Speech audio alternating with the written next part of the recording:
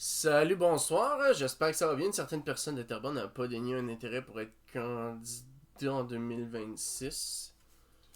Ouais, ouais, en effet, mais sauf que, c'est ça. Le candidat de l'élection en 2026, ça va être le même que celui qui va gagner l'élection du 17 mars, la partielle. Puis ça va probablement être le Parti québécois. Donc voilà. Mais bon, à voir, c'est ça, à voir pour la suite. Fait que j'espère que vous allez bien. Bonjour à tous vous autres. Donc vous arrivez juste à temps pour ce début de live. Donc, ok, parfait. Donc, écoutez, moi ce mois-ci, en fait, je vais avoir lu relativement des petits livres. Salut Cristaline, j'espère que tu vas bien. Finalement, regarde, t'es pas en retard. Le livre que j'ai commencé dernièrement s'appelle Mystère à l'école et on dirait le livre parfait pour introduire le genre de la nouvelle à une classe. Histoire très très courte avec mise en scène et surprise à la fin. Bref, excellent pour présenter le genre. Je ne connais pas. Puis en plus, ça se passe dans une école, fait que forcément, il y a probablement des gens qui vont apprécier en grande partie. Donc, bref, c'est ça. Donc, comme je le disais, moi, j'ai pas lu beaucoup de gros livres ce mois-ci. Le mois dernier, en fait, en février, parce que là, pour le mois de mars, j'ai quand même une très bonne pile, mais il y en a beaucoup qui c'est des très petits livres, mais il y en a un qui est très gros. À chacune des 15 nouvelles, le thème comment à chacune des nouvelles. Ok. Grosso modo, ce qu'on a, un livre que j'ai lu en janvier, plus en janvier, qui s'est lu très rapidement. C'est ça, il s'est lu très rapidement, puis j'ai... Puis c'est ça, c'est parce que j'ai pas eu beaucoup de temps en février pour lire, parce qu'avec l'étape, c'était bien compliqué et tout le kit, là. Fait que je suis quand même content. Puis il y a un de ces livres-là, qu'en fait, c'est un livre que j'avais lu en janvier, puis j'ai dit, je vais le garder pour plus tard. Puis là, le voilà ici. Donc j'ai 5 livres au total. 5 livres, dont le roman d'horreur du club de lecture, Le Cercle Rouge de Mary Adams, qui, justement, va être le premier dont je vais parler. Donc le livre numéro 1 du mois de février, c'est un livre qui s'appelle Sans cœur de Éric Quesnel. Donc, Sans cœur, la quatrième de couverture est la suivante. Donc, automne 2022, grande région de Montréal. Le fleuve Saint-Laurent vient de recracher le cadavre d'un homme. La dépouille est méconnaissable. L'enquêteur Caleb Johnson et son équipe arrivent à la conclusion qu'il s'agit d'un homicide. L'enquête, à la fois délicate et laborieuse, révèle de troublantes informations. Non seulement le tueur a dévoré le cœur de sa victime, mais il fait peut-être aussi partie des forces de l'ordre. Celui qu'on finira par surnommer le cannibale compte bien poursuivre son carnage. Les autorités parviendront-elles à mettre fin à sa folie meurtrière avant qu'il ne soit trop tard? Donc, ça c'est... oui, je sais. Je sais de qui tu parlais, mais bah chut, il peut bien désirer être candidat, mais si c'est Catherine Genticor qui gagne dans Terrebonne, tu sais, elle va rester candidate, là, de facto, là, je veux dire, elle va être députée élue. Fait que, bon. Fait que bref, donc sans cœur, vous le constatez, là, la couverture est très claire. Il y a une assiette, un cœur, fourchette, couteau, tout le kit des éditions du Corbeau. Éditions du Corbeau qui, soit dit en passant, sont les mêmes éditions qui publient les contes interdits. Donc ça, c'est quand même important. Puis vous allez voir que c'est pas anodin qu'on parle de cette maison d'édition-là, étant donné qu'il y a beaucoup de ressemblances, en fait. Donc, grosso modo, en fait, on est vraiment devant une histoire qui a une vibe de conte interdit qui est mélangée avec un roman policier. Donc, à 75 pages de lecture, j'avais comme conclusion que c'était une lecture qui était correcte, mais sans plus. Donc, c'était pour moi une espèce de conte interdit qui avait pas le titre de conte interdit, puis pas l'histoire de, mettons, la petite sirène, Hansel et Gretel, tout ça. C'est ça. C'est ça. C'était dans la vibe, c'était mieux que ce que j'avais lu. Mais c'était pas au niveau de Krampus. Krampus, c'était quand même bien, soit dit en passant. Par contre, je dirais que ça, c'était quand même pas si mal. C'était dans la moyenne. Et là, ça commence. Je me dis, c'est cool, on a une enquête policière, elle est simple, elle est accessible. L'auteur, ça a été démontré qu'il a fait des recherches vraiment particulières pour essayer de donner beaucoup de réalisme à son enquête. Il y a des bonnes idées aussi à travers. J'en ai noté quelques-unes, notamment, là. Il faut savoir en fait que Éric Quesnel a été enquêteur privé pendant 25 ans de sa vie, puis il a décidé de devenir auteur à 44 ans. Donc, il a après créé puis inventé ses propres jeux quand il était enfant et tout, puis il a vraiment décidé de mettre ça dans des livres en vieillissant. Puis, lui, dans le fond, son parcours comme enquêteur privé a servi beaucoup dans ce livre-là. Fait que ça, c'est vraiment intéressant. C'est vraiment le point positif du livre. Et il a toujours aimé les polars, il faisait des recherches sur Internet aussi pour ajouter du réalisme à son écriture. Bref, tu vois que le gars, il a travaillé sur son roman. Vraiment bien. Le problème, c'est qu'il est apparemment... General Kenobi. Salut Spenou. Donc, apparemment, il est prisonnier de ses propres outils narratifs parce qu'on m'a dit que dans d'autres livres, il a utilisé les mêmes tropes, les mêmes techniques narratives. Puis pour ça, il va falloir que je vous aborde certains points culminants. Je préfère vous le dire d'avance, je lui ai mis 2 étoiles. Et ça n'a pas bien été, mais pas du tout. C'est un 2 étoiles. Et la raison pour laquelle il y a 2 étoiles, c'est à cause de ce que je viens de vous énumérer, que ça, c'est vraiment le point fort et le point positif du livre. Mais, puis qu'il réutilise les mêmes outils narratifs, c'est pas si grave que ça. Mais encore faut-il les utiliser correctement, puis en utiliser des bons. C'est ça le problème. Donc, grosso modo, je vais juste vous nommer mon ressenti. Ça va bien, Spin, j'espère que tu vas bien aussi. Donc, déjà en partant après 75 pages, je me dis vibe de conte interdit, roman correct et sans plus. Et là, deuxième paragraphe, le personnage de Suzy m'énerve. Non mais c'est quoi cet obsédé sexuel irréaliste qui veut baiser sur une scène de crime? C'est irresponsable et j'espère bien que l'auteur, qui était un enquêteur privé, a jamais vécu une situation similaire. Lui qui prétend s'être servi de ses connaissances pour rendre son histoire plus réaliste. Visiblement, il n'a pas fait la même démarche pour ses 2 personnages féminins. Les 2 personnages féminins de l'histoire, mais c'est des archétypes caricaturaux, stéréotypés, gênants, pis cringe, là, ça n'a pas de sens. Genre, Suzy, c'est l'obsédé sexuel. Genre, la femme obsédée sexuelle qui a l'air de courir après les hommes pis tout le kit. Genre, vraiment, genre, le gros cliché dégueulasse pis sexiste. Puis l'autre personnage féminin, c'est la demoiselle en détresse par excellence qui a besoin d'être protégée de tout. Donc, tu sais, c'est le témoin d'un meurtre à protéger pour éviter que le tueur ne s'en prenne à elle. Mais c'est ça. Fait que bref. Donc, obsédé sexuel plus demoiselle en détresse, c'est lourd. C'est ce que je m'étais noté. Après ça, j'avais noté un petit passage que j'étais comme, ah, ça c'est bien. Donc, ils ont utilisé l'Eucharistie, qui est un rite dans lequel on dit prenez et mangez ce corps, prenez et buvez ce vin. Et je trouvais que c'était accurate parce que c'est carrément le modus operandi du tueur, en fait. T'sais, je veux dire, sans cœur, c'est qu'il bouffe le cœur de ses victimes. Donc, il mange le corps, c'est la pompe pour le sang, boit le sang, etc. Puis il y a des scènes qui nous démontrent qu'il boit vraiment le sang de ses victimes et tout. Fait que, c'est bien. Ça fait pas le... C'est comme le petit assaisonnement supplémentaire qui fait plaisir. La petite cerise sur le sundae, ça fait pas la crème glacée au complet, mais tu apprécies sa petite beauté quand elle est présente. Bon, j'étais comme, ok, ça c'est un point positif, mais c'est le seul qu'il y a dedans. Puis sinon, ben, ce que je me suis dit à la fin, c'est quelle fin débile. Peu importe ce que l'auteur avait en tête, c'est complètement con. Si tel personnage est vraiment coupable, il a été capturé par, je ne dirai rien, et il a agi avec tellement d'intelligence depuis le début. Si vraiment le tueur est autre personnage, comme la dernière phrase le laisse sous-entendre, c'est tout aussi con. Comment aurait-il pu cacher les preuves? Aucun indice ne peut nous le laisser deviner. À ce rythme-là, le tueur aurait pu être n'importe quel personnage, parce que la seule chose qui est réunie, c'est la dernière phrase et elle aurait pu te plugger sur n'importe qui. Donc, Agatha Christie au moins laissait des indices sur son intrigue, mais là, c'est juste con. Donc voilà, ça c'est mon ressenti par rapport au livre. C'est que tout le long, on se fait vendre une enquête qui avance progressivement. Il y a les tropes. Il y a le tueur qui nargue la police, on a le témoin à protéger, on a les courses-poursuites, on a les indices qui sont laissés à des endroits et qui nous font comprendre progressivement à qui on a affaire. Il y a plein de bonnes choses puis de bonnes idées. Et tout ça nous mène à un résultat, mais de merde qui ne sert à rien. Et qui surtout n'avait aucune pertinence avec l'histoire. Genre pour vrai, là, quand je vous dis que n'importe qui aurait pu être le tueur, c'est vraiment vrai. Je veux dire, tout au long, il n'y a aucun indice qui est pointé. On sait pas c'est qui, on sait juste qu'il est d'un force de l'ordre. C'est tout ce qu'on sait. Puis là, paf, à un moment donné, événement, retournement de situation, paf, on le pogne, random. Genre c'est n'importe quoi, c'est comme, hein, ça sort de nulle part. Puis là après ça, il y a un autre plot twist qui te dit, ouais mais non, en fait c'était pas lui, c'était un autre. C'est ça. Pis t'es comme fuck off, ok, c'est incohérent. C'est incohérent dans les deux cas, peu importe c'est lequel des deux que vous imaginez être le coupable, ça ne marche pas. Ça ne marche pas parce qu'il n'y a rien qui a été narrativement préparé pour nous amener à croire à cette conclusion-là. Ça aurait pu être n'importe qui, on aurait pu tirer au dé le personnage puis ça aurait marché. Donc voilà, merci pour tes 3 visionnages d'affilée.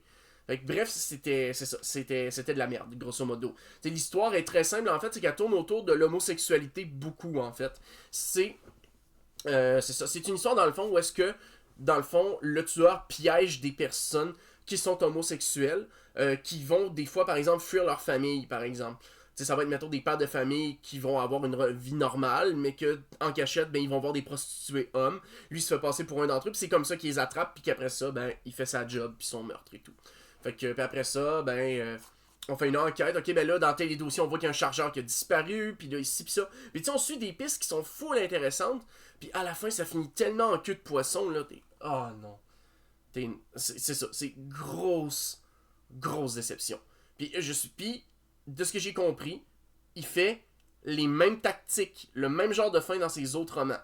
Fait que je me dis, ok, mais finalement, cet auteur-là, en fait, il n'a pas compris une des règles fondamentales d'Alfred Hitchcock qui dit que une surprise qui est préparée va certes être dévoilée d'avance, mais elle va avoir un impact tellement plus considérable et tellement plus long, va choquer tellement plus longtemps que juste un plot twist l'ont révélé puis t'as la surprise pendant 10 secondes puis c'est fini. Donc tu sais, malheureusement, je suis obligé de dire que c'est, bref, une impression un peu One Trick Pony. En vrai, c'est carrément ça. J'ai pas lu One Trick Pony, puis je sais pas à quoi tu fais référence, mais je vais te faire confiance pour dire que c'est la bonne affaire. Fait que, bref, mais la déception. Heureusement que le livre était court, puis je l'ai lu en une shot une journée, là. Tu sais, je veux dire, pour vrai, là, il est quand même écrit gros à l'intérieur, là. Donc ça se lit bien, puis il y a plus de 200 quelques pages, là, même à peine 215 pages. Fait que ça va de ce côté-là. Mais clairement, ça fait partie des livres que je vais aller les porter éventuellement.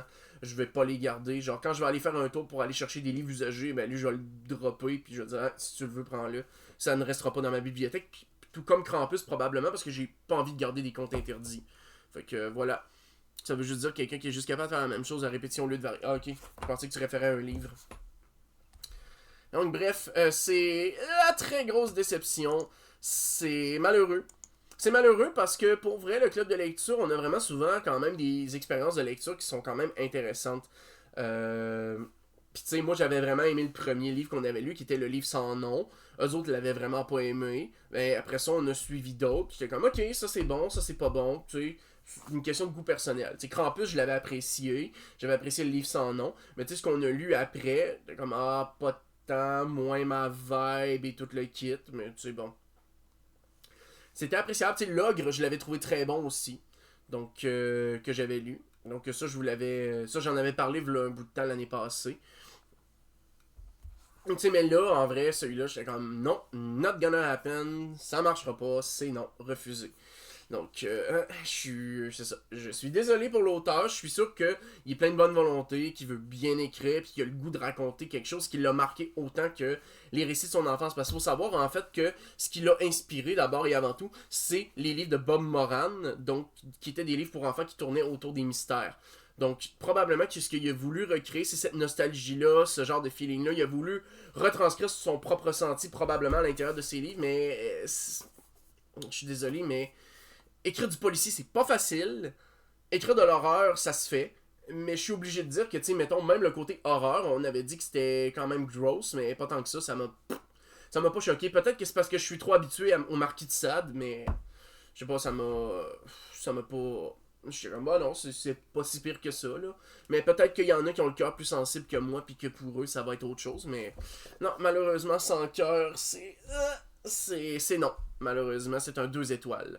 Donc, ça aurait été très court pour celui-là. Je veux dire, comme vous pouvez le constater, ça fait juste déjà 15 minutes que j'enregistre, / 20 minutes que le live est commencé. Mais bon, c'est la vie, comme on dit, hein.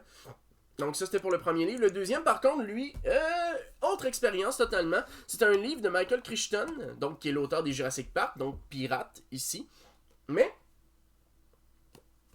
excusez, fait intéressant, c'est un livre qui a été publié post-mortem, après la mort de l'auteur, qui a été écrit à partir de notes qui avaient été trouvées parce que ça faisait longtemps qu'il bossait sur son projet, mais il l'avait jamais concrétisé. Il est mort avant de pouvoir le faire, fait qu'on a repris toutes ses notes, puis on a rappé ça pour donner un roman. Fait que ça paraît, puis on va s'en parler pourquoi. Mais on arrive avec un résultat qui a quand même de l'allure. Donc, quatrième de couverture, il faut être bon... non, excusez, j'ai complètement mal lu, je recommence. Il fait bon être corsaire à la Jamaïque en 1665. Il n'y a qu'à tendre la main pour devenir riche, à en croire que les proies sont aimantées par Port-Royal, la capitale.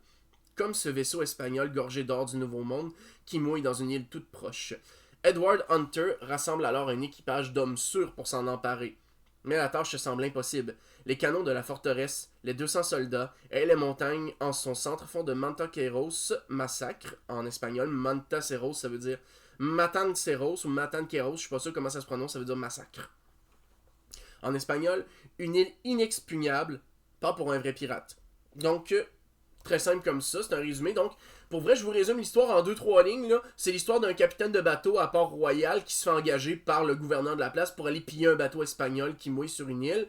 Puis ils s'en vont le piller, puis il échafaude un plan pour y aller. Puis il leur arrive des péripéties, ils croisent des gardes, ils vont se battre. Atterrir sur une île avec des cannibaux, ils vont se battre, puis se tirer dessus, puis s'en sortir. Puis le but, ça va toujours être de ramener le bateau à bon port. Sauf qu'il va leur arriver plein d'aventures sur la mer, sur des îles. Il va y avoir maintenant un ouragan. Puis en tout cas, bref, tout ce qui peut arriver dans une histoire de pirate arrive pas mal dans ce temps-là. Fait que tu sais, c'est très basique, très simple. Puis le personnage d'Edward Hunter, c'est quelqu'un de très intelligent qui prend des risques, puis qu'à chaque fois qu'il prend un risque, ça va fonctionner. Fait que c'est vraiment l'archétype du héros qui est level 20 en Pathfinder. On va le dire de même, puis qui réussit tous ses jets. On va le dire comme ça, là, parce qu'il y a trop des hautes stats en navigation. Genre vraiment carrément, là, c'est exactement ça. Donc, bref, mon ressenti ressemble à ça. Après 50 pages, on est très loin du style habituel de Michael Crichton. On est vraiment dans une toute autre ambiance que Jurassic Park. Ce n'est pas pour me déplacer, c'est simple et facile à lire. Puis là, un peu plus loin, on sent de plus en plus que le livre est incomplet. On a des sauts et des manques de transition et je suis content de savoir qu'il est inachevé car j'aurais constamment l'impression de manquer quelque chose. Le fait de savoir qu'il est inachevé, ça aide. Parce que des fois, tu lis puis tu dis, hey, attends un petit peu, T'as peu... Non, ok, non, c'est parce que le passage n'existe juste pas. C'est pas que t'as raté de quoi, c'est qu'ils ont juste décidé de ne pas raconter cette partie-là. Donc, déjà.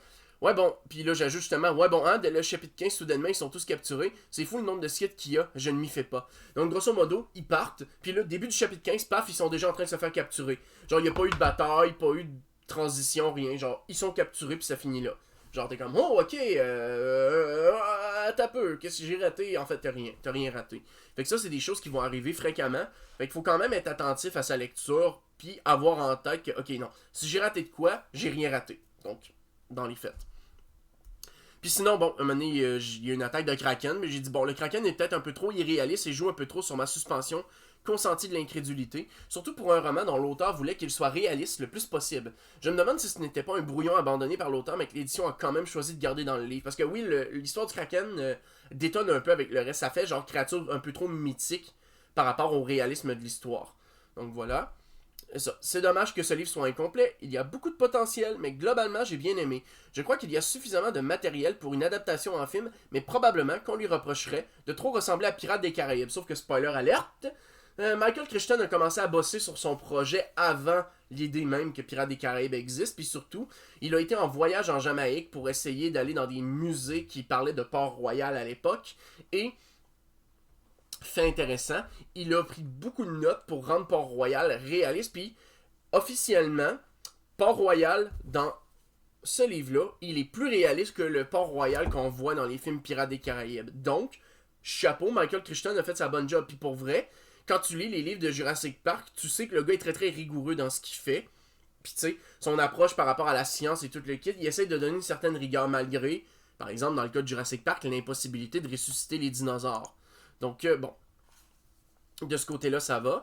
Puis, sinon, ben, je vous ai déjà résumé l'histoire, c'est correct. Sinon, en termes de narration, on a une narration qui est omnisciente, puis un style d'écriture qui est très simple, très facile à lire aussi.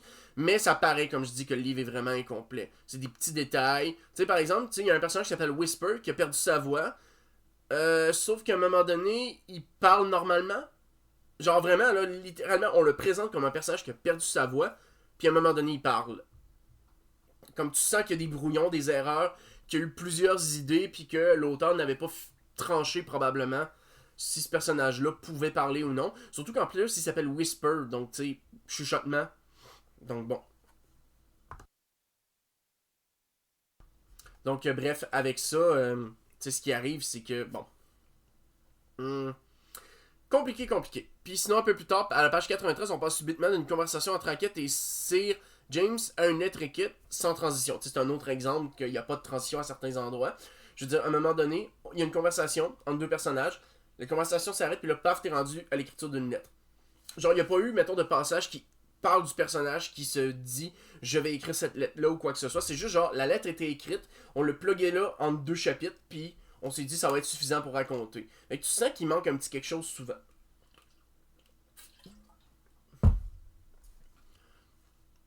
Sinon, inspiration, bon, je l'ai dit, donc, description de Port-Royal, inspiré par les visites dans les musiques. Les spécialistes ont dit que c'était meilleur que ce qu'il y avait dans la saga des films Pirates des Caraïbes.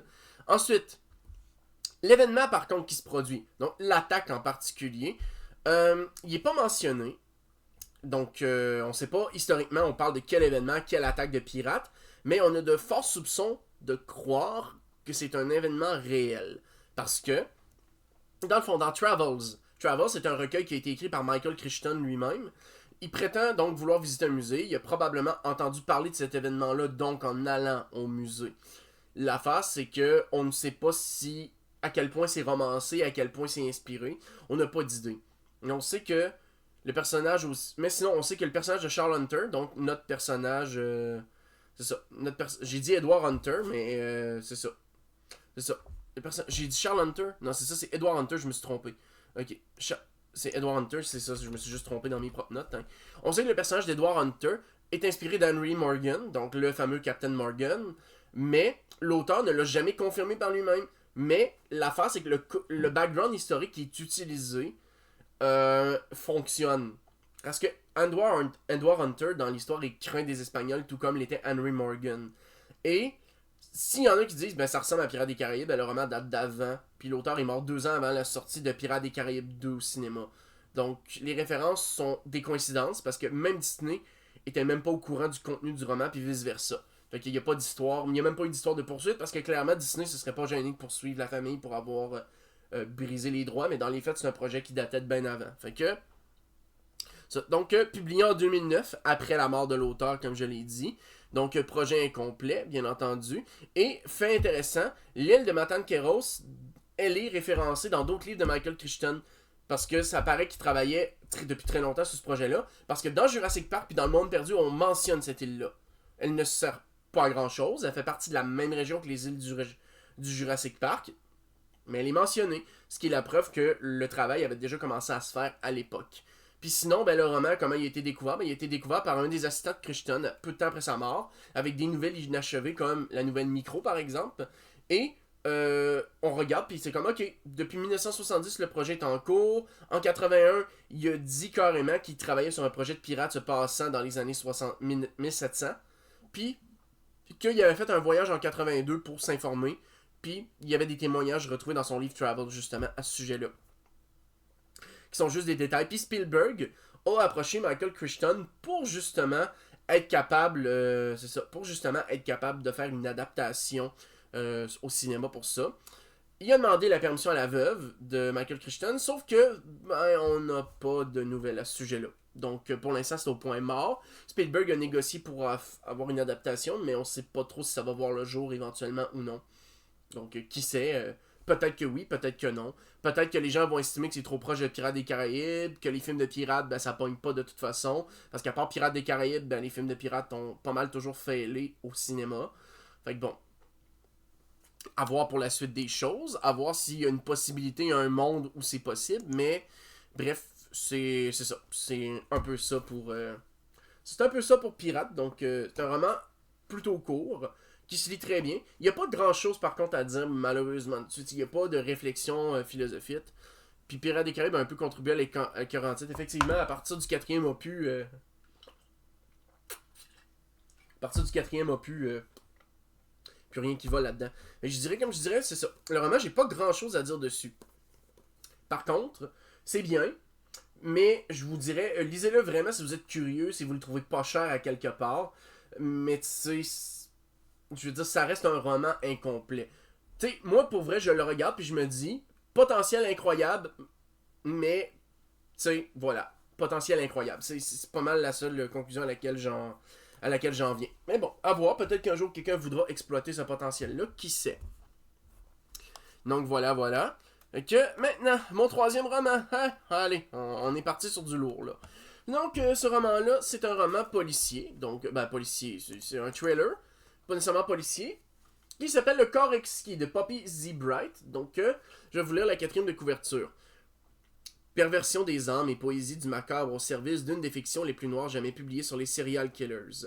Sans concession choquante, répulsive, un roman fascinant et extrémiste, un livre violent dont aucun lecteur ne sortira indemne.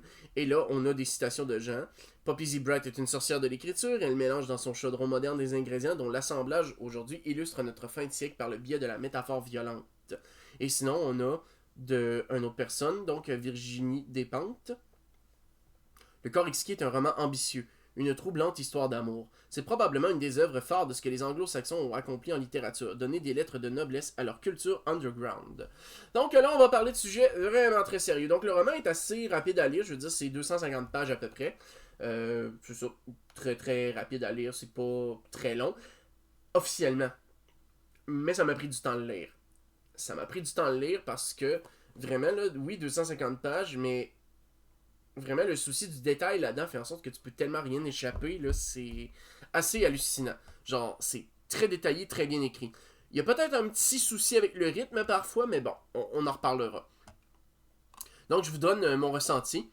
Les 2 premiers chapitres servent à nous présenter le caractère des 2 protagonistes, donc Andrew et Jay, et on comprend rapidement que les 2 sont psychopathes à leur façon. Donc, le traitement pour Jay est beaucoup moins long, mais c'est justifié. Pour l'instant, j'ai l'impression que le livre s'adresse à un public précis et que je n'en fais pas partie. Ce n'est pas mauvais, mais je n'arrive pas à accrocher. Je suis conscient que Luke et Tran vivent des douleurs et des souffrances énormes, mais je n'arrive pas à me sentir investi dans leur tourment. Quant à Andrew, il est laissé de côté après son introduction incroyable pour ne revenir qu'au dernier tiers de l'histoire.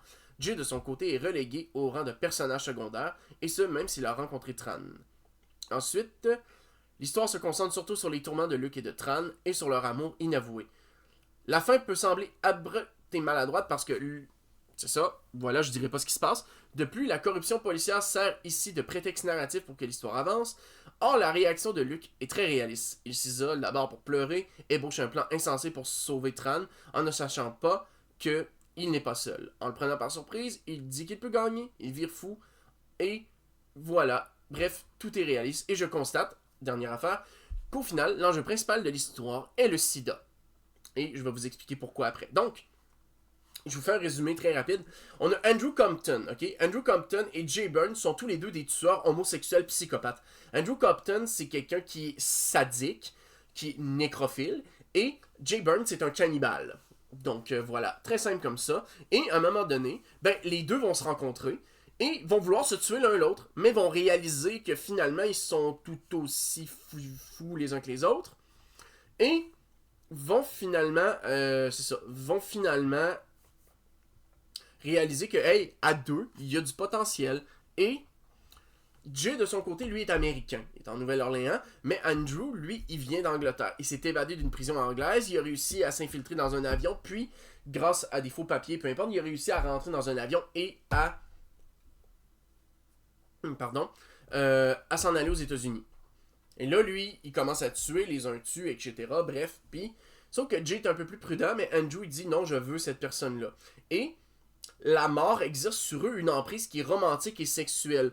Au sens qu'ils sont excités sexuellement à l'idée de faire du mal aux gens. Ils sont excités sexuellement à l'idée de dormir auprès des cadavres. Ils sont excités sexuellement à l'idée de violer ces cadavres-là. Bref, ce sont des fucking psychopathes. Et ils sont aussi homosexuels. Et pour eux, une relation amoureuse doit inévitablement se conclure par la mort de la personne qu'ils aiment, éventuellement. Sauf que là, il se passe de quoi? Les deux s'aiment, mais ne peuvent pas se tuer parce qu'ils s'aiment trop, donc ils décident de jeter leur dévolu sur quelqu'un d'autre. L'affaire, c'est que Jay, lui, il a été amant pendant un bout de temps avec Tran.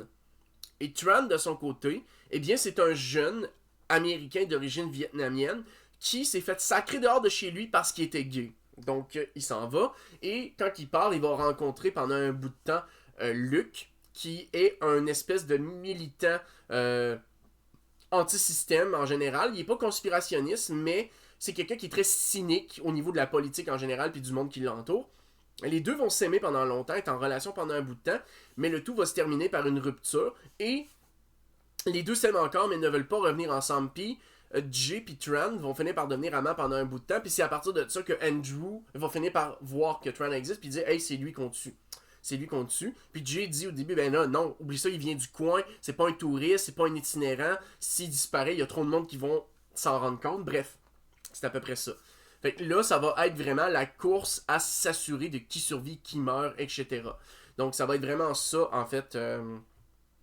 Ça va être vraiment autour de ça qui est tourné le roman. Sauf que toute la partie genre course-poursuite, résolution du problème, meurtre, etc. est reléguée à la fin. Parce que tout au long, ce qu'on explore, ce ne sont pas des meurtres.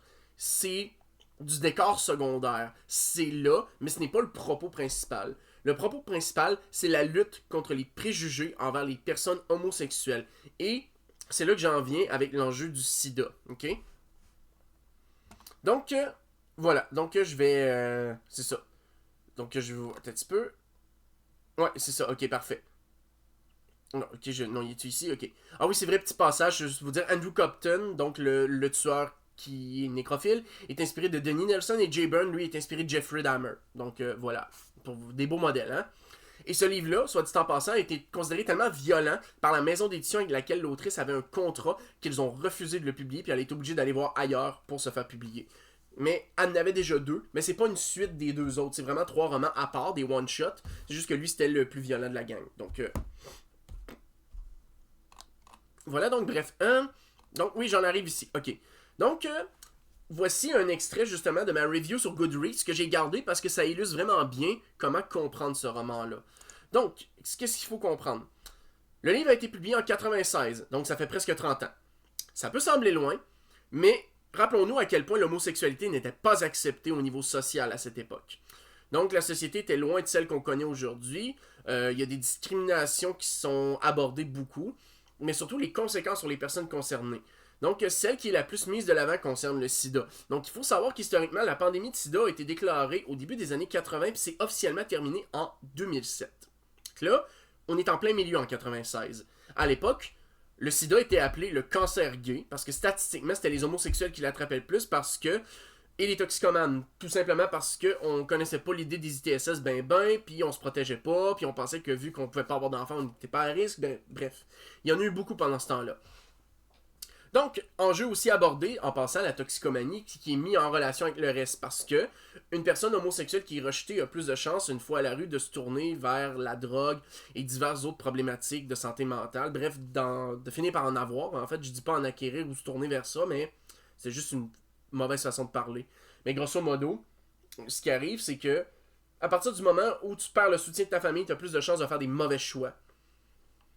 Puis, ces mauvais choix-là entretiennent les stéréotypes qui, eux autres mêmes, sont en fait provoqués par les autres stéréotypes des autres personnes. Fait que c'est un cercle vicieux qui arrête jamais. Les parents, par exemple, foutent Trent dehors parce qu'ils ont des préjugés envers son homosexualité. Préjugés qui viennent de ceux qui font des mauvais choix.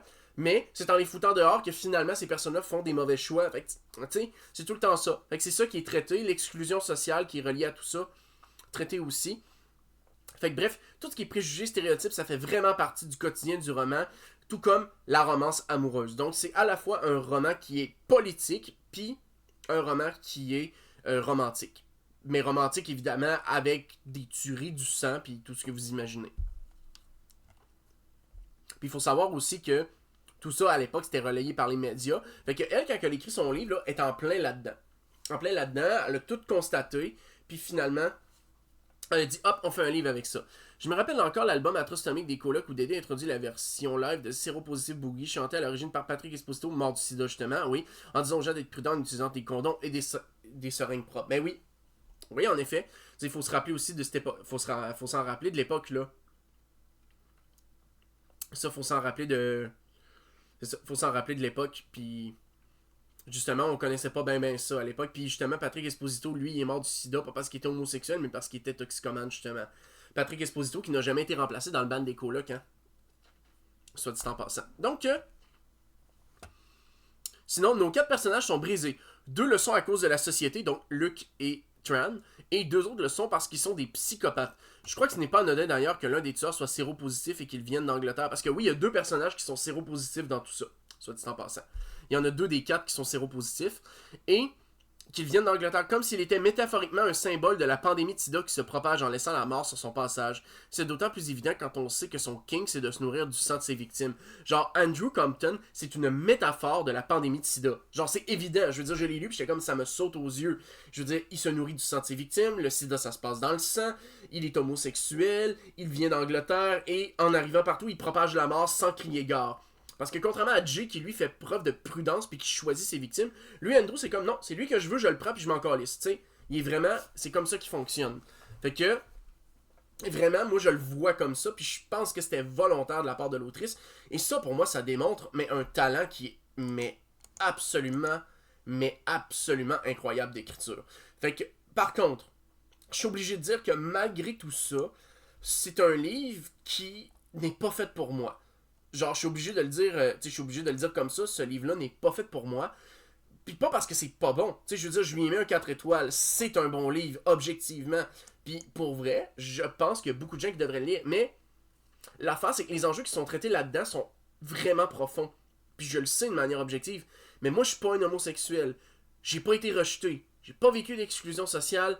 J'ai jamais été pogné avec la toxicomanie non plus. Bref, tout ce que les personnages vivent, je le sais que c'est intense. Je sais que c'est souffrant. Je sais que c'est dur.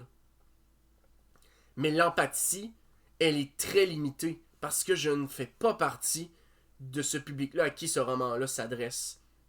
Et je pense vraiment, sincèrement, ça fait vraiment partie des livres que ça, là, c'est clairement fait pour être le livre préféré d'une personne qui a vécu la marde de sa vie à cause de l'homosexualité, à cause des mauvais choix que ça a pu entraîner, à cause du rejet social. Puis, tu sais, la personne qui me l'a prêté, ben je comprends pourquoi elle a accroché à ça. Parce qu'elle a vécu ses propres affaires, pas nécessairement aussi intenses que ça, mais elle a vécu assez de choses dans sa vie personnelle qui lui permettent de relate un petit peu plus à ça. Fait que lui a vraiment beaucoup aimé ce livre-là, et je le comprends. Mais c'est un livre qui s'adresse à quelqu'un comme lui, justement. Moi, je pense que j'étais pas la bonne personne à qui ça s'adresse. Mais objectivement, c'est excellent, c'est très bon, c'est merveilleusement bien écrit, et même s'il y a des scènes un peu dégueulasses, c'est pas le Marquis de Sade. Ça va, en vrai. Puis là, je parle même pas genre de « Ah, je suis trop insensible par rapport à ça ». Non. En vrai, ça s'endure. Ça s'endure. C'est intense, ça dépend de ton degré de sensibilité, mais quelqu'un qui a une sensibilité juste normale, ça s'endure, puis ça va bien. Et je vous dirais que c'est... Moi, je trouve que c'est le meilleur du mois. Sans contredit, c'est lui mon top 1 du mois. Donc, voilà, c'est à peu près ça. Fait que ça, c'était pour le corps exquis. Donc, je sais pas si vous allez le lire éventuellement, peut-être. Je ne sais pas. Qui sait. Mais bon, à voir. À voir si vous l'appréciez. Donc, ça, c'était pour mon troisième livre. Maintenant, quatrième. Maintenant, on va passer à autre chose qui est... Attends un petit peu. J'ai-tu... Non, ok, il n'y avait rien d'autre d'ouvert. Ok, c'est bon. Fait que c'est lui ici. Celui-là est particulier. Donc, est-ce que vous reconnaissez ces deux individus? Hein? Voilà. Il est pas mal écrit en jaune, hein? Donc, pas trop compliqué, c'est écrit en jaune. Écoutez, il n'y a pas de résumé de ce livre-là, parce que tu peux pas le résumer. Ce livre-là, en fait, c'est une compilation de sketchs. Donc, je vous lis la quatrième de couverture. Stephen Fry et Hugh Laurie se sont connus à l'université de Cambridge. Ils se sont tout de suite mis à écrire et à jouer ensemble. Ils allaient bientôt triompher dans Jeeves et Wooster, d'après les romans de P.G. Wodehouse, ou bien La Vipère Noire avec Rowan Atkinson. Ok. Mondialement célèbres par la suite pour leur rôle dans des séries populaires comme Dr. House ou des films à succès comme Oscar Wilde, Hugh Laurie et Stephen Fry se sont d'abord fait connaître en Angleterre par la comédie. Un de leurs premiers et plus grands succès fut la série A Bit of Fry and Laurie sur la BBC de 87 à 95, dont certains sketchs sont réunis dans ce recueil. Avec un humour loufoque et décalé, il nous embarque dans un périple aux limites de l'absurde où l'on croise des mendiants philosophes, de faux policiers et de vrais criminels, des critiques imbuvables, des serveurs de restaurants qui proposent de découper la volaille vivante à même l'assiette, des publicitaires chargés d'une campagne de promotion du fascisme, un univers fantasque où l'insolite règne en maître et le fou rire est la règle du jeu. Donc Stephen Fry, personnalité extrêmement appréciée de la télévision anglaise, présentateur de jeux télévisés, chroniqueur très suivi à la radio, auteur de romans à l'humour mordant et de plusieurs volumes d'autobiographie. A poursuivi simultanément une carrière au cinéma et au théâtre, jouant notamment dans des films comme Gosford Park, Oscar Wilde, Le Hobbit, La désolation de Smaug, Sherlock Holmes, Jeux des ombres, etc. Journaliste et critique, il écrit aussi pour le théâtre, le cinéma, la télévision et la radio. Ensuite, on a Hugh Laurie. Après des rôles très variés au cinéma comme dans Peter's Friends, Raison et Sentiment, Les 101 Dalmatiens ou Stuart Little, a rencontré un immense succès avec la série Dr. House qui lui a valu 2 Golden Globes en 2006 et 2007, et de nombreux autres prix. Également chanteur, pianiste, compositeur, il a sorti en 2011 un premier album solo, Let Them Talk, qui a suscité un véritable engouement. Et plus récemment, en 2013, Didn't It Rain, il est également l'auteur du best-seller Tout est sous contrôle. Alors, c'est très simple. Ça, c'est les sketchs qui ont donné naissance à la célébrité de, tu sais, Hugh Laurie et Stephen Fry. Donc, Hugh Laurie qui est le fameux Dr. House, justement.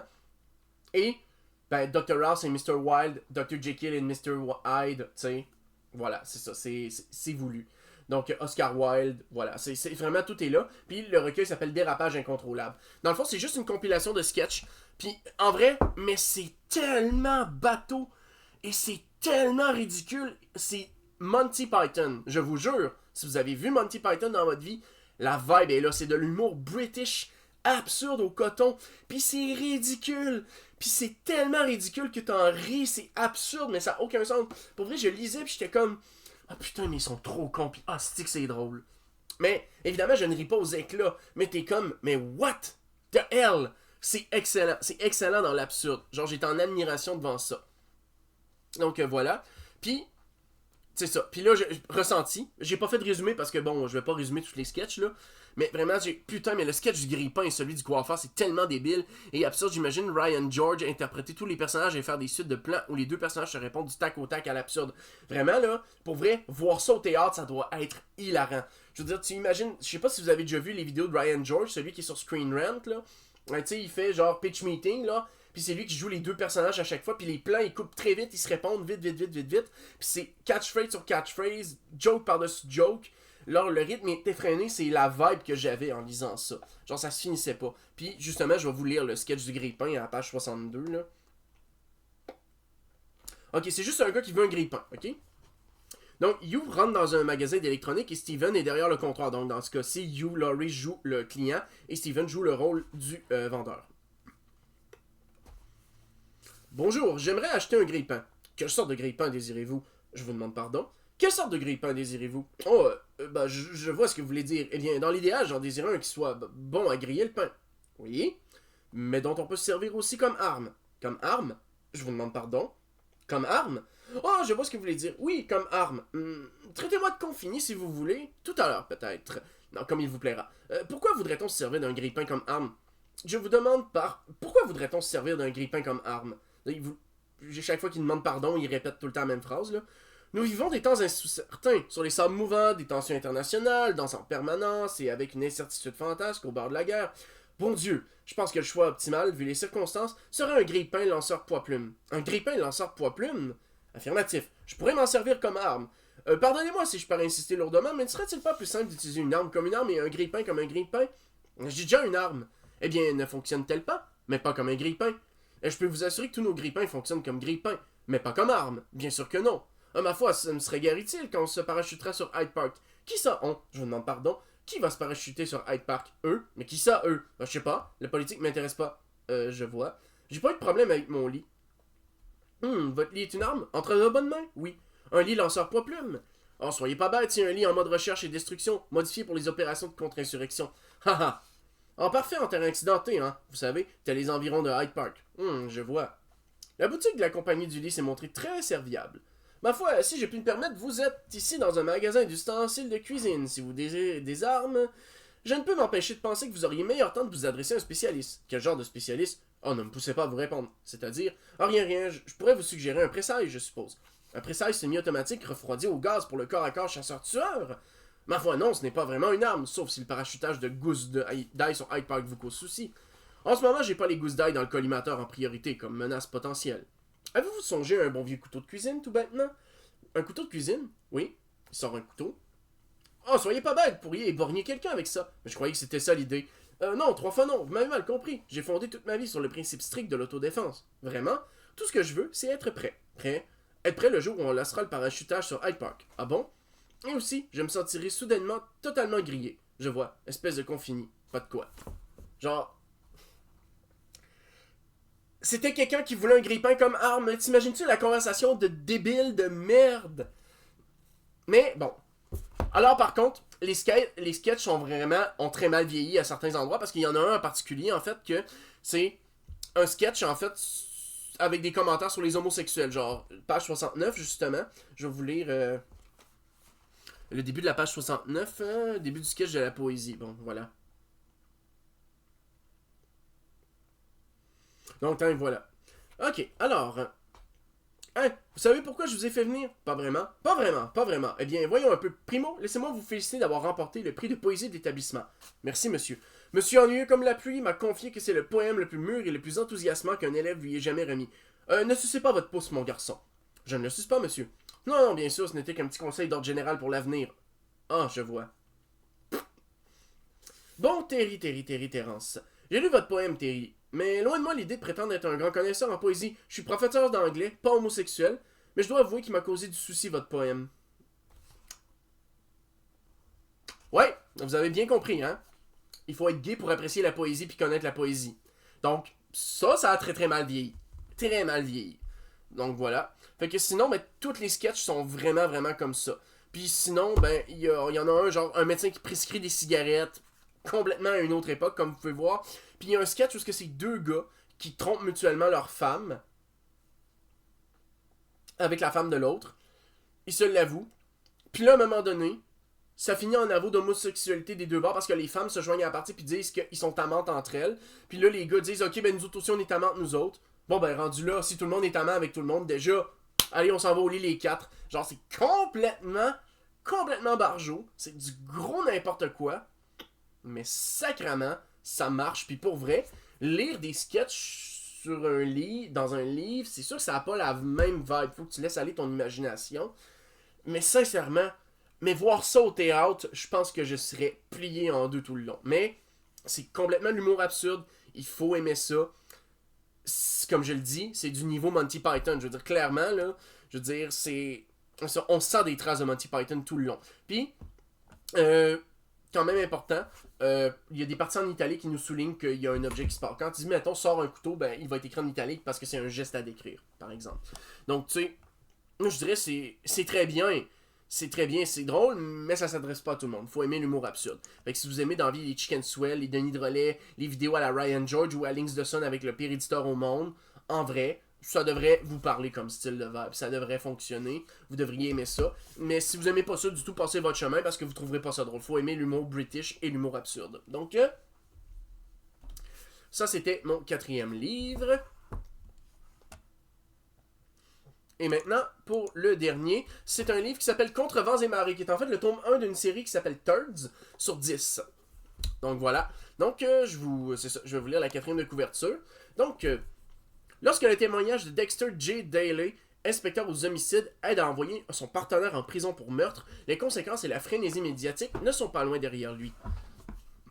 Il se retrouve très vite sans compagnon, sans amis, et après une rencontre désagréable dans un parking après le procès, il a de la chance de ne pas se retrouver sans dents.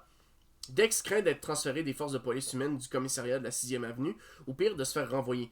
Mais son père adoptif, un sergent de la section Défense, Reconnaissance, Intelligence, Humanitarian, autrement connu sous le nom de Turds en anglais, donc là il est traduit en français, tire quelques ficelles et Dex est recruté en tant qu'agent de l'unité défense.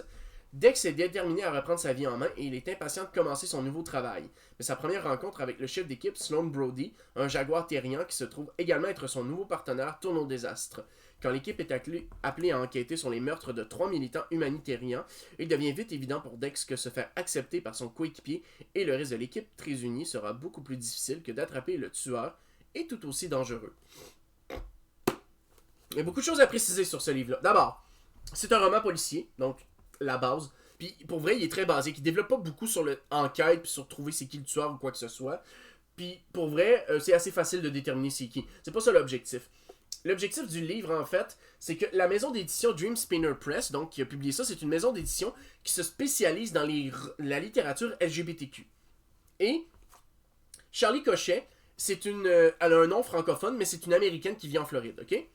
Et cette Américaine-là, probablement qu'elle fait partie de la communauté LGBTQ aussi, ou, tu sais, peu importe, là.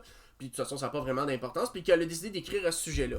Et il faut savoir que ce livre-là a été écrit dans le premier mandat de Donald Trump à une époque où le contexte politique, la haine, la discrimination, surtout aux États-Unis, c'était quand même très fort. Puis ça paraît, soit dit en passant. Donc, grosso modo. Là, il faut que je vous parle de Fury un peu, ok? Parce qu'en ce moment, là, ça parle beaucoup de ça. Puis même dans mon école, on en discute beaucoup des Fury. Donc, attachez votre tuque. Fury, c'est quoi? Fury, en fait, c'est l'équivalent de faire du cosplay, mais avec des vêtements d'animaux. Ça existe depuis les années 80 comme mouvement social, mais depuis un certain temps, ça a un petit peu repris la mode un peu. Fait que tu vas dans un Comic-Con équivalent, mais pour les Fury, tu arrives avec ton costume animal, tu vas là, tu parles aux gens, puis ça finit là, puis tu fais ta petite vie, puis c'est tout. C'est un trip, c'est une affaire, puis c'est bon, ça va, chacun fait sa vie, on s'en fout. Sauf que là, l'affaire, c'est que les gens se sont mis à mélanger plein d'affaires, parce qu'il y a une fausse histoire qui est partie des États-Unis, puis qui a commencé à dire qu'il y avait des litières dans les écoles. Puis là, tout le monde s'est mis à croire à ça. Il y a une radio de Québec qui a rapporté la nouvelle, puis qui a cru à tort que c'était une histoire qui se passait au Québec. Puis là, moi, à toutes les années, à l'école, il y a du monde qui me dit « Ouais, mais il y a des litières à telle école. » Mais c'est parce que l'affaire, c'est que tout le monde dit « Ouais, mais il y a des litières à telle école. » Il n'y a pas de litière dans les fucking écoles, à part s'il y a de la zoothérapie. Point barre. Donc on arrête ça là tout de suite. Il n'y a pas d'élèves qui arrivent en costume de chien ou de chat à l'école, qui rampent à quatre pattes, qui se fait tenir en laisse, ok? Il n'y a personne qui a jamais vu ça de sa vie. Je suis désolé, là. Je veux dire, à moins que vous ayez regardé des sketchs sur TikTok, dire moi je n'ai croisé un qui était le même. Hey, arrête de fabuler, esti, pis de dire n'importe quoi, ok? Première des choses. Puis, je suis désolé, mais il n'y a personne qui va arriver habillé en chien, en chat, en renard, en raton laveur, ce que tu veux, puis qui va demander une litière pour pouvoir se baisser les culottes en avant de tout le monde, puis chier une taque dans une toilette d'école secondaire, ok? Il n'y a personne qui fait ça. Ok? Voilà. On va mettre ça au clair tout de suite. Puis les gens confondent avec les Fury. L'affaire, c'est que les gens disent, ben il y a du monde qui se prennent pour des animaux, qui jappent, puis qui aboient ou quoi que ce soit, puis il y en a qui vont se ronronner, ils vont ronronner, puis se frotter la tête sur moi. Ok, bon. Déjà en partant, ça, c'est pas la même chose. Fury, c'est vraiment l'aspect activité, costume ou quoi que ce soit. Ce dont on parle ici, ce sont des terriens. C'est des gens qui spirituellement se prétendent être des animaux. Donc, après ça, ils vont adopter des comportements sociaux qui sont reliés à ça. Puis comme tous les groupes sociaux, ce sont des groupes marginalisés, isolés de la masse générale, qui deviennent anticonformistes puis qui se conforment pas aux normes sociales parce qu'ils se sont trouvés dans un groupe de gens qui leur ressemblent. Et pour eux, ben, la meilleure façon de manifester leur fierté de faire partie de ça, c'est d'adopter ces comportements-là. Mais c'est pas du monde qui ont des problèmes de santé mentale. Si une personne se colle sur toi à l'arrêt de bus puis se met à ronronner en se frottant la tête sur toi, elle fait ça parce qu'elle manifeste avec fierté son identité. Elle n'est pas mûre pour aller à l'hôpital. Par contre, elle a des problèmes d'adaptation sociale qui méritent d'être traités, qui découlent peut-être de rejet, qui découlent peut-être de plein d'autres affaires qui se sont passées dans sa vie personnelle, qui l'ont amené à faire fuck le reste de la société. Tout simplement. C'est tout. C'est tout, là. C'est pas du monde qui ont des problèmes de santé mentale, c'est pas du monde qui sont mûrs pour l'hôpital psychiatrique.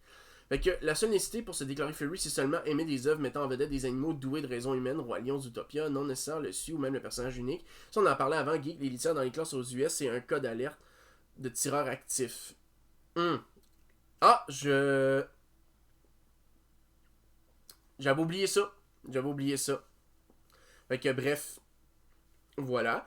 Fait que, raison de plus pour comprendre qu'il n'y a rien par rapport aux élèves qui veulent, voilà, qui veulent chier des tacs devant tout le monde. Puis, être terrien, dans le fond, faut savoir que, à l'heure actuelle, il n'y a rien au niveau scientifique qui nous démontre qu'il y a vraiment des êtres humains qui, à leur naissance, leur cerveau considère que ce sont plus des animaux que des êtres humains. Genre, à l'autopsie, tu rouvres la tête, tu regardes dans le cerveau, puis il n'y a pas de zone du cerveau qui va t'indiquer cette personne-là est vraiment une personne terrien. Donc, être terrien, c'est ce ressenti-là. À l'inverse, par contre, de la transidentité puis de l'homosexualité, que ça, vraiment, c'est vraiment inscrit, puis il y a des indices biologiques qui nous le démontrent. C'est par exemple, juste la transidentité, ça se vérifie dans les chromosomes. Tu sais, juste en partant. Fait que, si tu fais une autopsie sur une personne qui se dit terrien, tu trouveras rien. C'est tout.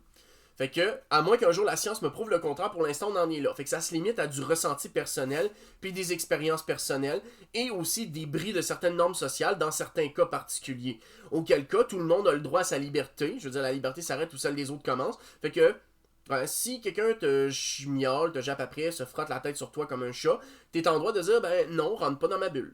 Parle-moi comme quelqu'un de normal, adresse-toi à moi dans ma langue. Je veux dire, il y a une société, on doit se plier à certaines règles, et une d'entre elles, c'est de se communiquer clairement. Je veux dire, si tu veux jouer au chat, fais-le avec les gens qui acceptent ça.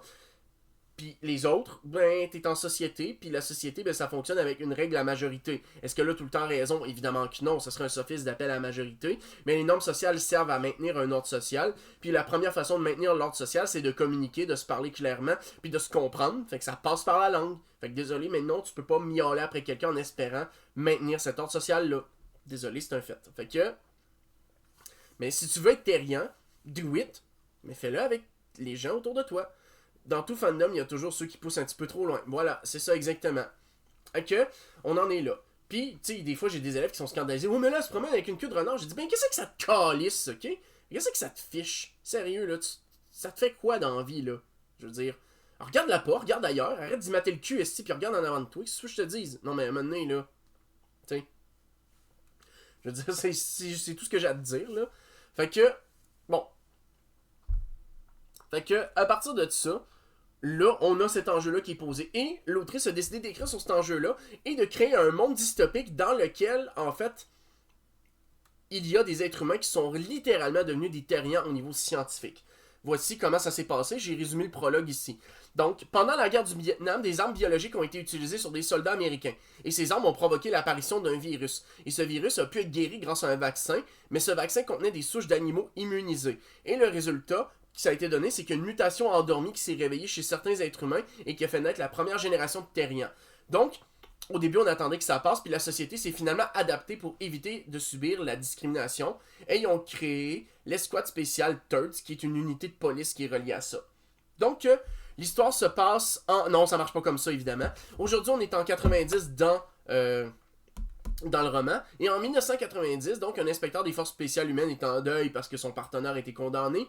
Puis lui s'en va dans la police terrien. Puis les terriens ont pour capacité d'être reliés à un animal, comme un animal totem dans les légendes amérindiennes, si on peut le dire ainsi. Fait que, ils peuvent se transformer en animal à volonté. Sauf que quand ils le font, ils dépensent beaucoup d'énergie, beaucoup de fatigue. Et à cause de ça, ben, les forces de police terriens qui doivent se transformer en animal ont tout un partenaire humain qui leur est associé, dont la job c'est de veiller sur eux, de leur administrer un kit de soins pour leur redonner de l'énergie, puis qu'ils soient pas vulnérables après la transformation, en fait, carrément. D'un coup, qu'ils se font prendre par surprise ou de quoi. Fait que, finalement, ce qui se passe par contre, c'est qu'il y a encore de la discrimination. Les terriens sont obligés de s'enregistrer à l'État, ils reçoivent une marque au fer rouge qui indique en quel animal ils peuvent se transformer. Il y en a qui vivent dans des ghettos séparés parce qu'ils sont discriminés.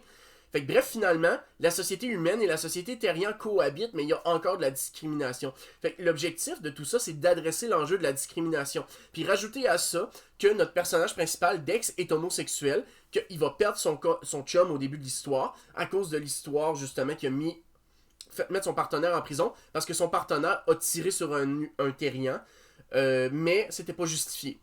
Mais... vu que c'est un terrien, tout le monde s'en calisse. C'est un peu ça le contexte. Puis à l'heure actuelle, le contexte politique dans l'histoire, c'est que il y a en fait un mouvement qui s'appelle l'humanitérien. Puis l'humanitérien, c'est des gens qui se revendiquent de l'égalité des deux races. En fait, qu'ils devraient tous cohabiter, pas de discrimination, ça va bien. Ce sont des humanitériens. Puis sinon, tu sais, dans mes autres explications, il y a aussi un terme qui est libertarian. Libertarien, hein? C'est voulu, c'est clairement voulu. Donc, terriens et les humains devraient être traités de manière égale pour les humanitariens. Puis les libertarians, c'est les militants radicaux puis anarchistes dans tout ça. Donc, ceux qui appellent à la liberté totale, etc. Fait que ça, c'est les militants radicaux de cette branche-là. Mais, dans l'histoire, tout le monde dit que les humanitariens sont des militants radicaux comme la branche extrémiste. Fait que c'est vraiment le même débat qu'avec les woke, que c'est les petits extrémistes qu'on associe à tout le monde, alors que, tu sais... Toutes les estis de débats sociaux, c'est comme ça avec tous les groupes sociaux. Genre, il y a une frange extrémiste qui fout de la merde, puis là, on l'associe avec tout le monde, puis dès que tu t'en revendiques, ouais, mais t'es comme les extrémistes. Non, pas rapport. Fait que, tu sais, c'est vraiment genre un magnifique miroir et portrait de la stupidité des enjeux, de la compréhension politique des enjeux sociaux de beaucoup de gens. Fait que, voilà. Fait que l'inspiration, ben c'est quoi? Sans promener des enjeux sociaux autour de l'acceptation des minorités. On est dans une dynamique humaine versus terrien. Pas confondre Fury qui eux se limite aux éléments de costume comme je le disais. Un terrien, une personne qui spirituellement s'identifie comme un animal, or ça n'a aucune valeur scientifique, je l'ai déjà dit.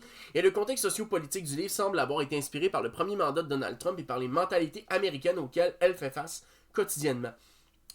Sinon, faut savoir que l'autrice, tous ses personnages ont une passion pour la musique des années 70-80, c'est un petit running gag dans tous ses livres. Genre il y a beaucoup de musique mentionnée, puis c'est toute la musique des années 70 à 90. L'affaire, c'est que il y en a 10 romans de ça. Ce premier-là se suffit à lui tout seul. Genre, il se termine, il y a une fin qui est ouverte, mais l'ouverture aurait pu être retirée, puis l'histoire se serait suffit en elle-même. Ça aurait été correct, il n'y aurait pas eu besoin d'avoir plus. Mais l'autrice a décidé de poursuivre. Parce que Il y a un personnage, en fait, qui est vraiment un militant radical anti-terrien qui veut organiser un gros complot pour supprimer les terriens, prendre le contrôle politique, bref, tout ça. Sauf que la fin, c'est qu'il y a 10 romans là-dedans. Il y en a 10 au total. Et ces 10 romans-là ont été écrits en moins de 2 ans. Et là, il y a deux possibilités. Soit c'est un projet de très longue date qui a juste été divisé par les maisons d'édition pour s'assurer que ce soit correct, ou bien elle a écrit ces 10 romans-là en 2 ans. Puis là, je me dis, ok, je regarde la fin. Je me dis, parfait, on a une ouverture. On va courir après un méchant. Mais là, je me dis, comment c'est possible de courir après pendant 10 romans? Est-ce qu'on va avoir, mettons, une petite enquête à part qui, à chaque fois, va nous ramener au même méchant? Un qui va être là, un sous-fifre, puis qu'on va abattre, puis qu'un moment donné, rendu au 10e roman, il va tout le temps s'échapper à chaque livre, mais qu'au 10e, on va le pogner. Fait que là, je suis comme, est-ce que c'est une série qui est rallongée artificiellement? Genre, pour vrai, je me pose vraiment la question. Fait que là, moi, je le regarde, puis je me dis, Chris, j'ai aimé le premier livre quand même, mais j'ai pas le goût de lire la suite. Parce que juste avec ce détail-là, je suis comme, je le sais, au fond de moi, que je vais être déçu. Je le sais que tu peux pas pousser éternellement la fuite d'un méchant autour de 10 romans. Non mais imaginez si à la fin d'Avengers 1, Loki s'enfuyait, puis qu'après Avengers 2, on le raffronte, puis il s'enfuit encore, juste parce que ça prend une suite. Tu comprends? Tu sais, qu'il se passe d'autrement dans cet univers-là, pour vrai, asti, le potentiel est dingue. C'est vraiment hot. L'univers, il est génial, il est bien développé, c'est la principale qualité du livre, c'est le développement de son univers. Il y a full de choses à raconter là-dedans, puis en plus, t'as une romance, parce que c'est obligatoire, vu que c'est de la littérature LGBTQ, il y a de la romance dedans. Fait que t'as l'enquête policière d'un côté, puis l'intrigue à côté, ça va être le développement de la romance entre Dex et Sloane Brody, qui est son partenaire terrien, homme-jaguar. Parce que les deux sont homosexuels, puis il y a une espèce d'histoire d'amour interdit aussi à travers tout ça. Par contre, l'affaire, c'est que la majorité de l'histoire, c'est la romance. Fait que la majorité des passages que j'ai lus, c'est deux hommes qui se teasent, qui s'aiment, qui sont en érection les uns sur les autres, littéralement. Genre vraiment, il y a de l'énergie sexuelle au coton dans ce livre-là. L'affaire, c'est que l'intrigue policière, elle est vraiment très simpliste, très basique. Genre, on t'appelle, tu vas sur le terrain, tu vas à telle place, tu ramasses un gars, il parle, ok, on va à telle place, on va sur le terrain, on ramasse un gars. Tu sais, grosso modo, l'enquête, c'est 3 étapes. Puis tout le reste, c'est la construction de la relation entre Sloane et Dex. Puis à la fin de l'histoire, on dirait qu'elle a comme atteint sa conclusion. Genre, elle a atteint un statu quo qui est comme, ok, on a défini ce qu'on était, on a défini ce qu'on veut pour la suite. Puis là, je me dis, ok, est-ce qu'il va y avoir des bâtons dans les roues de leur relation qui vont être mis par exprès juste pour dire qu'il y a du changement dans leur histoire? Juste pour briser la stabilité puis dire qu'il y a de quoi à raconter puis un conflit à résoudre? Sur 10 livres? Ish. Ensuite, est-ce que le méchant va constamment s'enfuir à la fin? Et bref, je trouve que ce roman-là, il était génial, mais j'ai pas envie de lire les suites. Je suis désolé, j'ai pas envie de lire les suites malgré tout. C'est un bon livre qui ne m'a pas donné envie de découvrir le reste. Même si pourtant l'univers a un fucking potentiel génial. Fait que c'est ça. C'est dommage. Si jamais vous tombez dessus, lisez-le. Le premier roman suffit, puis pour vrai, c'est vraiment intéressant. C'est bien développé, puis tout l'aspect politique, il est traité aux petits oignons. C'est la partie que j'adore, que j'ai vraiment adoré. Donc voilà, je vais vous donner mon ressenti par étapes. Très bonne idée dès le début de donner une justification scientifique et de transformer le concept de terrien en mutation. Très bonne idée aussi d'utiliser les questions des journalistes comme prétexte narratif pour nous présenter Dex et le monde dans lequel il vit. Oui, ça c'est vrai. Je voulais en parler. Au lieu de nous présenter Dex puis nous décrire qui il est, en fait, il y a des journalistes qui l'interrogent à cause de son histoire de partenaire, puis c'est ses réactions qui nous présentent son personnage. Quel genre il est, c'est quoi les valeurs qui sont importantes pour lui, c'est quoi ses réactions, qu'est-ce qu'il ressent, t'es comme, ah ok, il vient de poser, le journaliste a dit ça, il vient de toucher un point sensible, Dex est tel personnage, c'est telle qualité qui est importante. Fait que c'est vraiment comme ça en fait, on ne nous dit jamais que Dex est très sensible à la cause humanitarienne, on ne nous dit jamais que c'est un farceur, quelqu'un qui aime faire des blagues puis dire des niaiseries, on nous le raconte. Très bien réussi là-dessus. Fait que l'autrice elle a un talent d'écriture. Elle a des bonnes idées. Ça, faut pas. Ça, l'invention des termes humanitariens et libertariens permet de créer des étiquettes politiques et d'ajouter une couche de réalisme à la complexité des débats sociaux autour des groupes minoritaires et discriminés. Je trouve que c'est une bonne idée d'avoir ajouté ces termes-là. C'est tellement réaliste, ça fonctionne. Ça donne des vibes des débats enflammés sur gauche versus gauche radicale, droite versus extrême droite, puis aujourd'hui woke versus radicaux woke. Ensuite, que Lou veuille quitter Dex à cause non seulement des journalistes, mais à cause d'un malaise ambiant concernant la proximité de Dex avec son frère terrien et ses convictions humanitariennes, c'est très fort. Parce qu'on assumerait qu'un homosexuel des États-Unis qui vit de la discrimination puis qui est habitué à ça serait plus ouvert d'esprit pour ça, alors que non. Et ça, c'est un enjeu qu'on a tendance à oublier. Ce n'est pas vrai que ce sont toutes les personnes qui sont ouvertes d'esprit sur les autres minorités que la leur. Tu sais, par exemple, des homosexuels qui sont contre les trans, il y en a. Des homosexuels qui sont contre la communauté LGBTQ, il y en a. Tu sais, Éric Duhaime, voilà. Tu sais, voilà. C'est ça. Sinon, à la fin, je ressors de ma lecture relativement satisfait. L'histoire est plutôt bonne, malgré sa simplicité. Elle met en scène une homosexualité qui est secondaire, mais pas tant. Finalement, après du recul, je me rends compte que c'est pas tant secondaire, c'est même en premier puis après. C'est primaire. Donc voilà. Ce que j'apprécie, car tout centré autour de ça, pour moi, l'équivalent de dire qu'un homosexuel n'est rien de plus que cette étiquette-là. Ok. Cet aspect-là, par contre, c'est vrai que c'est plus secondaire. Genre, les personnages sont définis. Ils sont homosexuels, oui, mais ils sont pas définis juste par ça. Genre, l'histoire ne tourne pas autour de leur homosexualité. Elle est présente, puis on raconte, puis on développe la romance parce qu'il faut le faire. Mais les réactions des personnages, il y aurait. Mais tout ce qui est en dehors de tout ça, les personnages auraient pu être hétéros, puis ça marcherait bien. Genre, ils vont pas réagir en caricature d'homosexuels à des choses importantes, genre. Tu sais, tu comprends. Puis ça, c'est bien, par exemple. Genre, par exemple, ils ont eu, mettons, la bonne idée de ne pas, de ne pas, par exemple, faire baiser du monde à des endroits incongrus, comme dans 100 cœurs dont je parlais tantôt, tu sais. Fait que...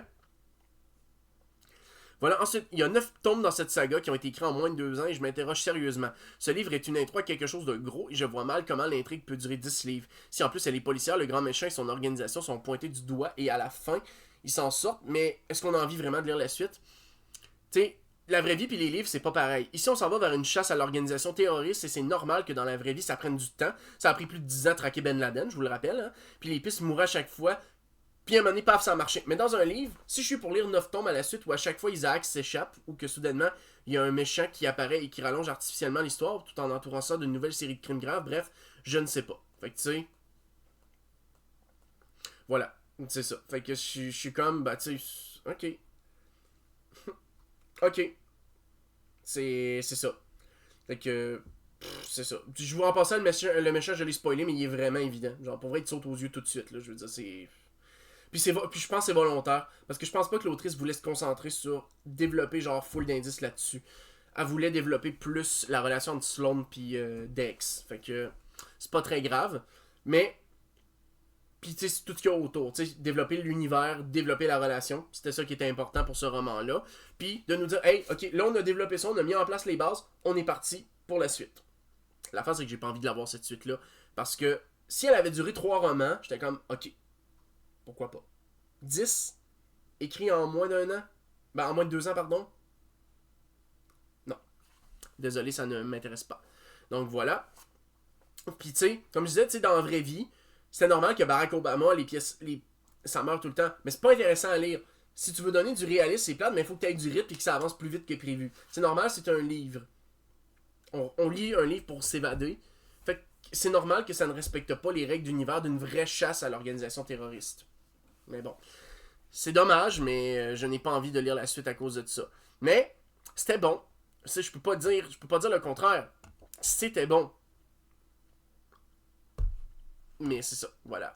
Fait que bref, ça faisait le tour des livres. Ça a été relativement très très court. C'est sûr, comme je vous disais, c'est des livres rapides.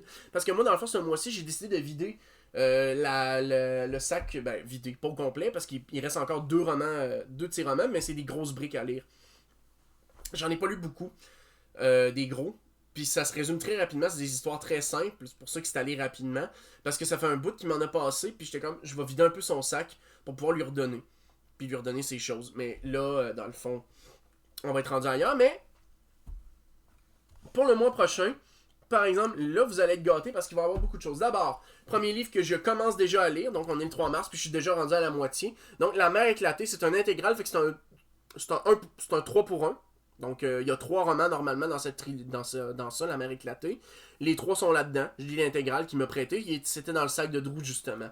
Fait que je lis ça. Pour l'instant, j'ai fini le premier, puis je suis rendu à la moitié du deuxième. Donc, c'est très bon. J'apprécie beaucoup. Mais on s'en parlera plus en détail, c'est ça, le mois prochain.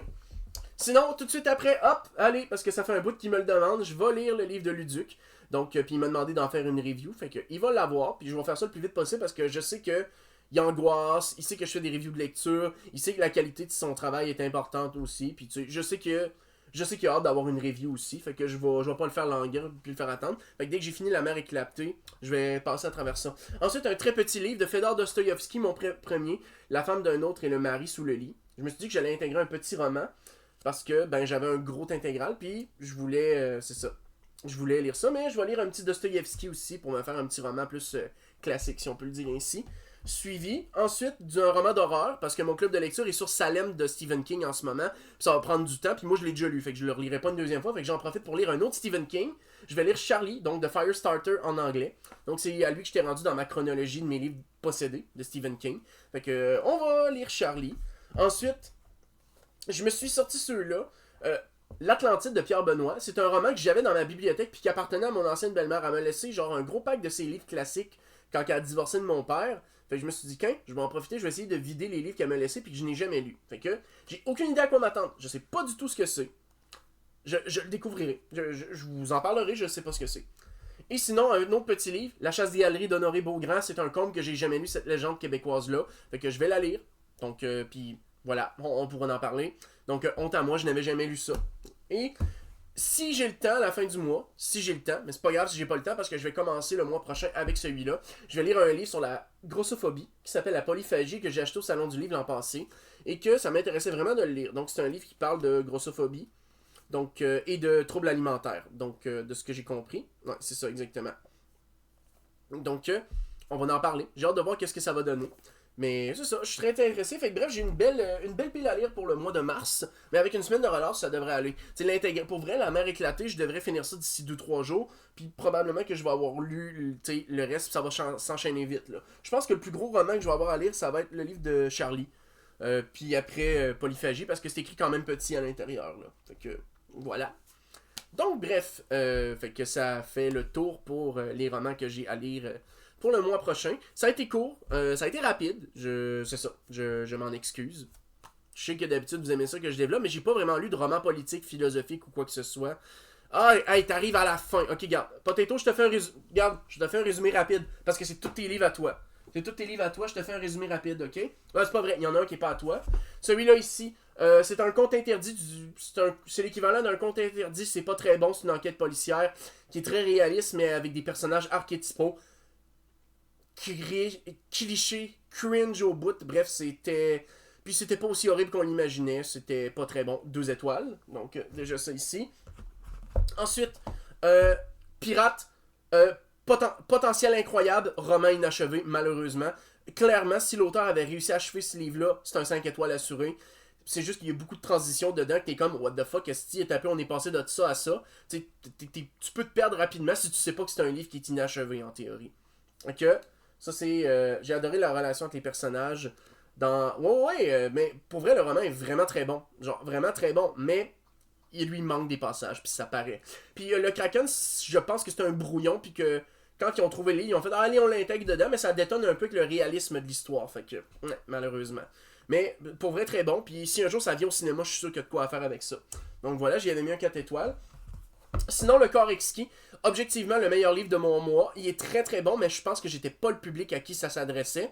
Parce que je pense que c'est un livre qui est vraiment fait pour s'adresser aux personnes homosexuelles qui ont vécu tous les enjeux du rejet social, de l'exclusion sociale, puis que eux autres, ça va vraiment vibrer en eux. Parce que vraiment, les enjeux qui sont traités là-dedans sont profonds, ils sont importants, puis ça a été écrit en plein milieu de la pandémie de sida, puis c'est vraiment pas anodin. Puis pour moi, Andrew Compton, c'est une métaphore de la pandémie de sida qui s'est propagée dans le monde, qui se met la mort derrière elle et qui s'infiltrait par le sang. On se rappelle qu'Andrew Compton aime boire le sang de ses victimes, donc pour moi, lui, c'est une métaphore évidente de la pandémie de sida.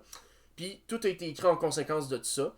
Donc c'est un roman vraiment qui est adressé pour les homosexuels qui ont besoin de sentir que, hey, il y a un auteur qui a compris la souffrance qu'ils peuvent vivre. Surtout à cette époque-là. Fait que c'est très bon, mais je suis pas la personne à qui ça peut s'adresser parce que je suis pas homosexuel, j'ai pas vécu l'exclusion sociale, je n'ai pas eu le sida, je n'ai jamais été toxicomane, je peux être empathique, mais ce sera jamais, mettons, aussi parlant que toi, par exemple, qui côtoie vraiment de plus près des gens qui ont peut-être vécu des histoires similaires ou qui a même, par toi-même, vécu des choses qui ressemblent à ça. Fait que peut-être pas aussi intense que ça, évidemment, mais je pense que tu relates beaucoup plus que moi à ça. Fait que moi, je comprends pourquoi tu l'as aimé. Parce qu'objectivement, c'est très bon. Fait que voilà. Ensuite, dérapage incontrôlable. Faut aimer Monty Python parce que calisse que c'est drôle. Si t'aimes pas Monty Python, calisse que c'est plate. Mais moi j'ai adoré parce que j'adore l'humour absurde. Puis t'as bien guessé de me montrer ça. Moi je le lisais genre de même avant de me coucher. Je regardais une couple de sketch puis je me disais ah c'est qu'ils sont cons. Mais ah c'est que c'est drôle. Fait que voilà, bien apprécié. Puis Thirds, c'est très bon, mais je lirai pas les suites. Je lirai pas les suites parce que c'est des romans qui ont été écrits en moins de 2 ans, qui semblent s'organiser autour d'une découverte d'une éventuelle organisation terroriste. Puis vraiment, le jeu du chat et la souris pendant 10 romans avec une organisation terroriste puis un méchant, ça ne me tente pas. Mais, univers incroyable, idée géniale, traitement des enjeux sociaux puis politiques incroyable. Tout a le potentiel d'être génial, mais je pense que ça aurait dû se limiter à être génial à peut-être 2-3 romans. Peut-être pas 10. Fait que moi, je vois les suites puis je me dis, ça a été écrit en si peu de temps que ça, puis il y a 10 romans, j'ai un bad feeling. J'ai un bad feeling que je vais être déçu si je lis les suites. Mais, ça pour vrai, Sloane puis Dex, ils sont géniaux. Leur relation est parfaite. On en arrive à la fin avec un statu quo qui est comme, ok, on accepte notre relation telle qu'elle est en ce moment. On s'en va de l'avant avec ça. Puis j'ai le feeling que pour continuer la trame entre ces deux-là, qu'on va juste, dans les autres suites, briser leur relation de temps en temps avec des histoires. Puis tu dis, ok, c'est juste là pour donner du contenu, puis des histoires, mais c'est ça. Genre, en fait, je vais avoir l'impression que les deux intrigues, l'intrigue policière puis l'intrigue romantique, vont être allongées artificiellement. Puis peut-être de manière maladroite. Alors que pourtant, Christy, ce premier roman-là, il est vraiment génial. La suite est avec les mêmes personnages, mais pas vraiment les mêmes méchants et intrigues, un peu comme l'émission CSI. Ok? Et ça veut dire qu'ils mettent des nouvelles intrigues. Dans le fond, ils concluent des histoires puis ils poursuivent dans l'univers avec autre chose. Déjà, c'est un bon move. Après ça, à quel point en moins de 2 ans, tu peux écrire 10 romans de qualité, ça, je le sais pas. Tu sais, je veux dire, c'est un peu comme quand tu m'avais passé le livre du Chevalier Rouge, là. Tu sais, le Chevalier Rouge, que je t'avais dit, c'est ça paraît que l'auteur écrit trop de romans. Puis oui, des fois, on change de personnages principaux. Ok. C'est ça, je te disais, tu sais, dans Chevalier Rouge, ça paraît que l'auteur écrit trop de romans. Même si c'est profondément recherché, tu le sens qu'il écrit trop. Puis que c'est mieux d'écrire moins puis de prendre le temps. Mais je sais qu'écrire plus de romans, ça va en plus. Parce qu'une fois qu'il est vendu, quand même tu le liras pas puis tu le lâches, il est vendu. Fait que tu sais, tu comprends. Fait que c'est con là, mais la meilleure façon d'avoir du succès financier en étant auteur, c'est de capitaliser sur 3-4 premiers romans, vraiment ça coche. Puis après ça, ben, tu sors des romans genre à pocheter comme ça, puis le truc c'est que tout le monde va en acheter. C'est comme les jeux Pokémon, hein. Tu sais, je veux dire, t'as beau sortir de la merde, tout le monde les achète pareil. Je suis désolé, puis j'en fais partie. Allô, voilà, c'est ça. Fait que c'est ça. Avec un concept comme ça, ce serait intéressant s'il y avait un lien entre les livres qui avance une histoire plus large, comme le build-up vers une finale de saison. Ok. Ben écoute, si tu me dis que Nora Roberts a fait tellement de romans, elle est riche. Ça. Mais tu sais, vois-tu, Drew, si tu me dis que les histoires sont pas artificiellement rallongées, je vais peut-être avoir la curiosité de lire les suites. Peut-être. Je peux changer mon fusil d'épaule sur ça. Mais, voilà. C'est ça. Fait que... Mais sinon, tu sais, mais en soi, moi j'ai trouvé que ce roman-là se suffisait à lui tout seul. Genre, je vis très bien avec l'idée que j'ai découvert un univers qui était super hot, un gros potentiel, puis sincèrement, par contre, une série sur ça, moi je dis que c'est faisable. Moi je dis que c'est faisable une série sur ça. Il y a de quoi à faire avec ça. Après ça, par exemple, il y a des gens qui vont hurler que c'est de l'inclusion forcée. Voilà. J'ai envie de dire, on s'en calisse à un moment donné, il faut qu'il y ait du monde qui s'enlève les doigts du cul, là. Voilà. Puis, c'est ça. Puis j'expliquais, donc, que j'ai... C'est ça. Puis pour les romans que je vais lire, ben, je les ai présentés un peu, là. Donc, Mère éclatée, je suis rendu à la moitié. Donc, j'ai adoré le tome 1. Le tome 2, au début, j'étais pas sûr si c'était une bonne idée de suivre d'autres personnages. Finalement, oui, c'est une très bonne idée. Puis le fait que Yarvi soit quand même présent dans le deuxième tome, c'est bon. Fait que le deuxième, à date, ça passe très bien. J'ai hâte de voir où ça s'en va. Sinon, Mytho Réalité, un livre sur des légendes urbaines de la culture pop qui est écrit par Luduc, un youtubeur et streamer que je connais puis que j'apprécie beaucoup. Sinon, classique de la littérature, Fedor Dostoïevski. Donc, La femme d'un autre et le mari sous le lit. J'ai aucune idée, ça en va vers quoi.